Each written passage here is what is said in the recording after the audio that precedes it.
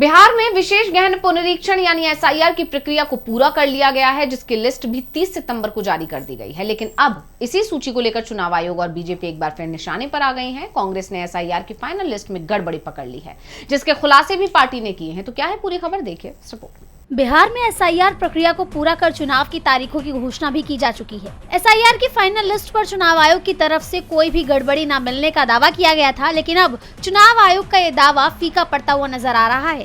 कांग्रेस ने एसआईआर की final list में बड़े स्तर पर फर्जीवाड़े का खुलासा किया है। पार्टी ने फाइनल लिस्ट में बड़े पैमाने पर धांधली की गई है, ऐसा कहा है। कांग्रेस की तरफ से शेयर किए गए पोस्ट में लिखा है, बिहार में एसआईआर के बाद फाइनल वोटर लिस्ट आ गई, जिसमें नरेंद्र मोदी और चुनाव आयोग ने मिलकर बड़े स्तर पर वोट चोरी की है। रिपोर्ट्स के मुताबिक नई वोटर लिस्ट में 14,45,000 फर्जी वोटर हैं।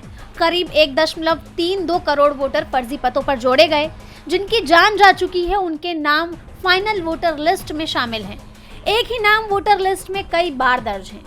12 विधानसभा के मकान नंबर 6 में 877 वोटर दर्ज हैं। मटिहानी विधानसभा के एक घर में 855 वोटर दर्ज हैं। परसा विधानसभा के एक घर में 853 वोटर दर्ज हैं।